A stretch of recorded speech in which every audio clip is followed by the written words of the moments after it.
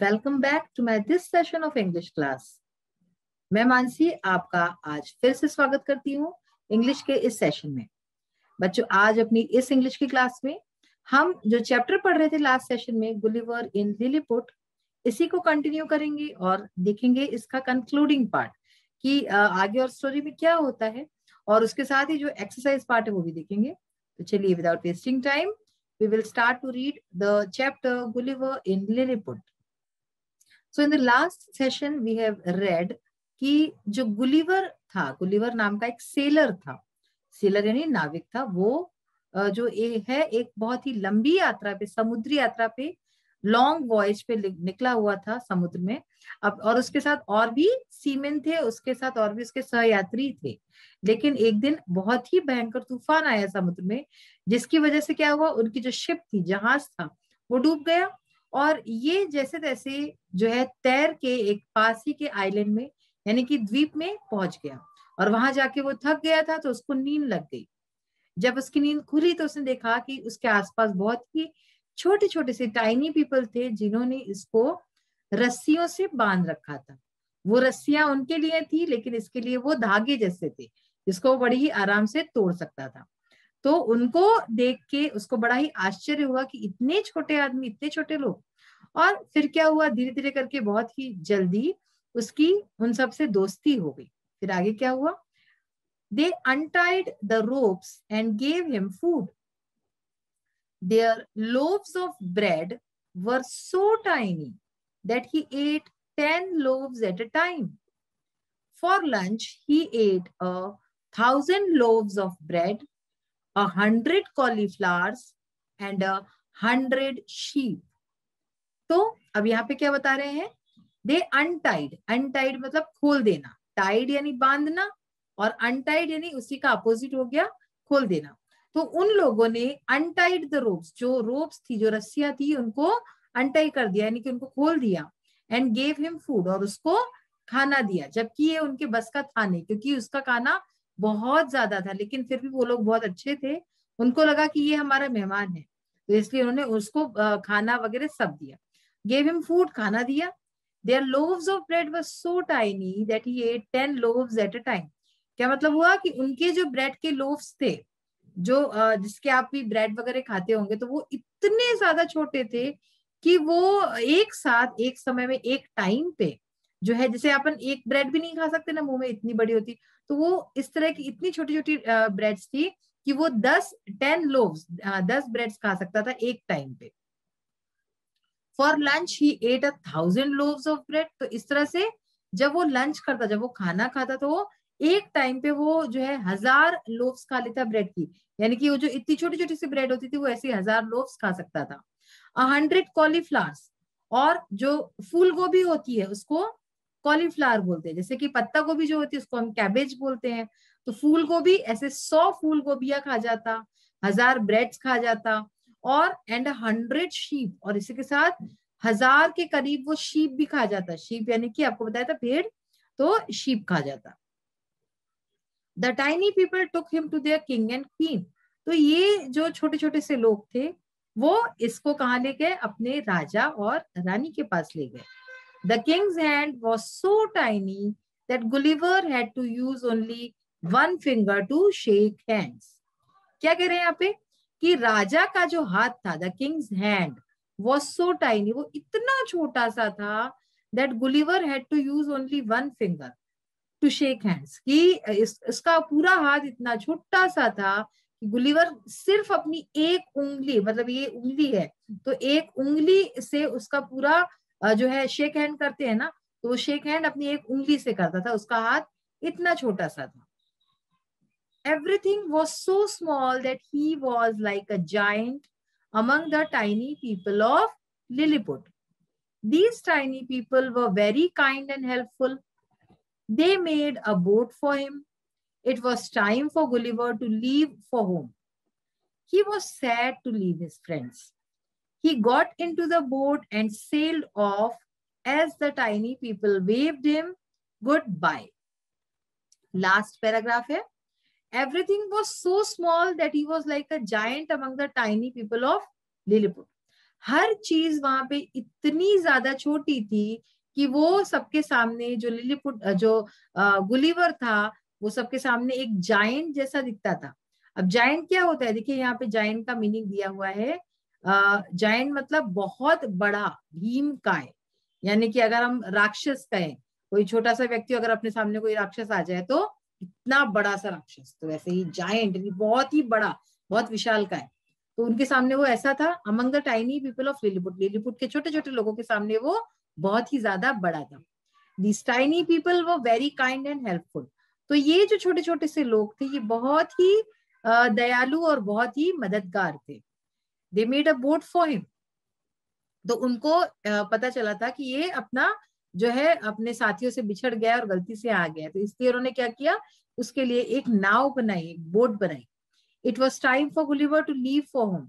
अब वक्त था गुलिवर का अपने घर जाने का और ये जगह छोड़ने का। लीव यानी कि छोड़ना, तो घर के लिए ये जगह छोड़ना था उसको।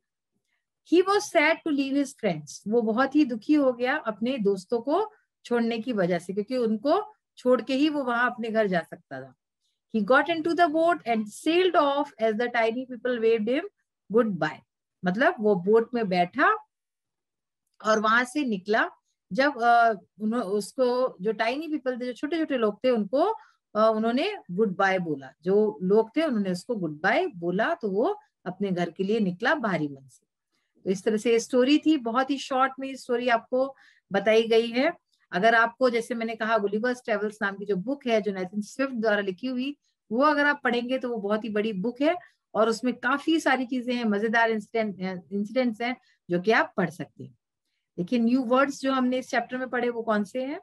सेलर यानी कि नाविक, फियर्स यानी कि भयंकर, सैंक डूब गया, टाइनी बहुत छोटा, अनटाइड खोल दिया, वॉयज लंबी समुद्री यात्रा, आइलैंड यानी कि द्वीप या टापू भी बोल सकते हो आप, और जाइंट यानी बहुत बड़ा, भीम काय। तो ये हमने शब्द अर्थ देखे, वर्ड मीनिंग्स देखे, क्वेश्चन आंसर्स हम लास्ट सेशन में कर चुके हैं और ये सारे पार्ट्स भी हम कर चुके हैं। देखिए वर्ड पावर में, words having the same pronunciation, ऐसे शब्द जिनका की प्रोनाउंसिएशन यानी कि उच्चारण एक जैसा हो बट डिफरेंट मीनिंग्स, लेकिन उसका मीनिंग, उसका अर्थ अलग हो और प्लस उसके स्पेलिंग्स भी डिफरेंट हो, तो उनको होमोफोन्स कहते हैं। यूज द फॉलोइंग होमोफोन्स, तो ये हम कर ही चुके हैं अपने लास्ट सेशन में। देखिए अब इसके बाद है लैंग्वेज प्रैक्टिस में हमें क्या करना है। Frame questions for the statements using what, when, why and where. तो ये अभी आगे हम करने वाले हैं कि इसमें क्या करना है, क्वेश्चंस बनाने हैं हमको, फ्रेमिंग करनी है क्वेश्चंस की इन शब्दों का यूज करके। व्हाट यानी क्या, व्हेन यानी कब, व्हाई यानी क्यों, और वेयर यानी कहां। इन शब्दों का यूज करके हमें कुछ क्वेश्चंस बनाने हैं। तो ये हम अगले अपने अभी जब देखेंगे पीपीटीज तो देखते हैं।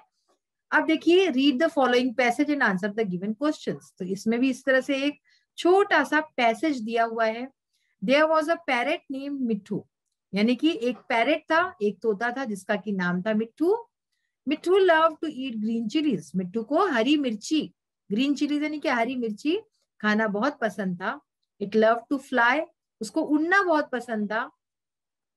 It had beautiful green feathers and a red beak, और उसके बहुत ही सुंदर हरे फेदर्स थे, हरे पंख थे, और जो है लाल रंग की उसकी चोंच थी, बीक यानी कि चोंच। अब इसी पे आधारित कुछ क्वेश्चंस हैं जिसके कि हम आंसर्स लिखेंगे। What was the name of the parrot, parrot का नाम क्या था। What did it love to eat, उसको क्या खाना पसंद था। What was the colour of its beak, उसके बीक का, उसके चोंच का कलर क्या था।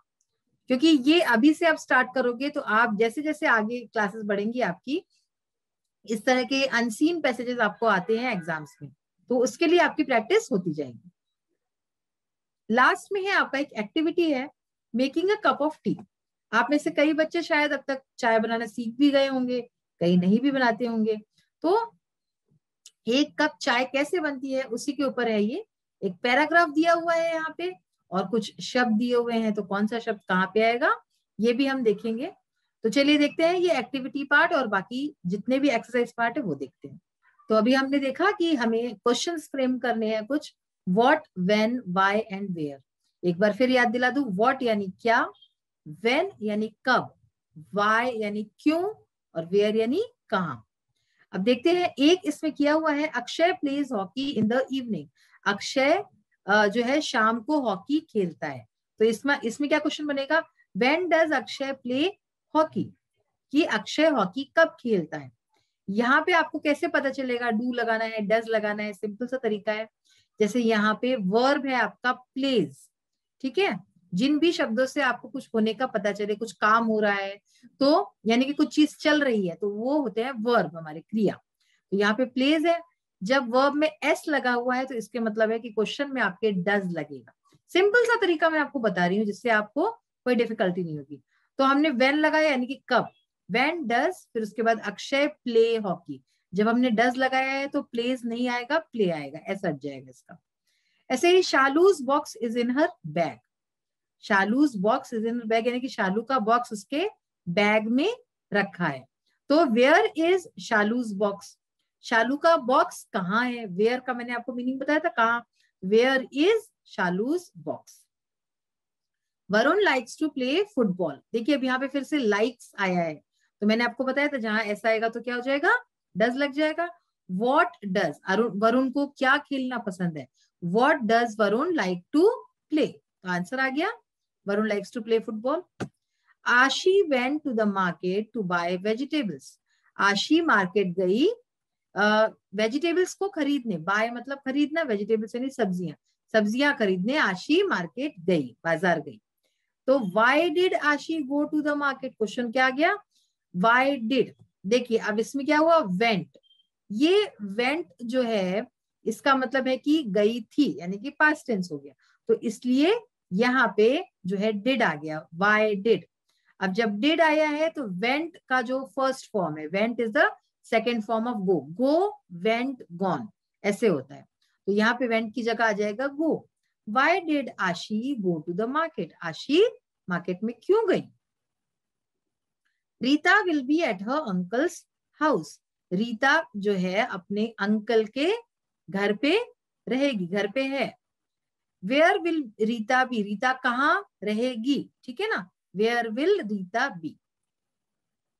रीड द फॉलोइंग पैसेज, देखिए अभी हमने ये पैसेज पढ़ लिया था, अब इसके आंसर्स देखिए। What was the name of the parrot, parrot का यानी कि तोते का नाम क्या था, द पैरेट्स नेम वाज मिट्टू। तो आप इसमें चाहे तो वन वर्ड में मिट्टू भी लिख सकते हैं, बट बेटर होगा कि अगर आप अभी से ये सीख लो कि फुल लाइन आंसर कैसे लिखना है। तो the parrot's name was Mittu, parrot का नेम मिट्टू था।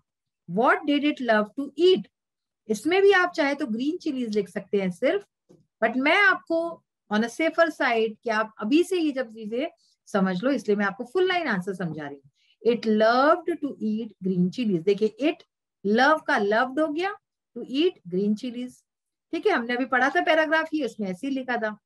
What was the colour of its beak, तो रेड कलर, इसमें आपने रेड कलर लिख लिया डायरेक्ट, कोई दिक्कत नहीं है। फिर हमारी जो एक्टिविटी थी, making a cup of T, चाय कैसे बनानी है, देखिए सबसे पहले इन शब्दों का मीनिंग समझ ले। Sip, boils, water, strainer, milk, tea, sugar और स्टोव।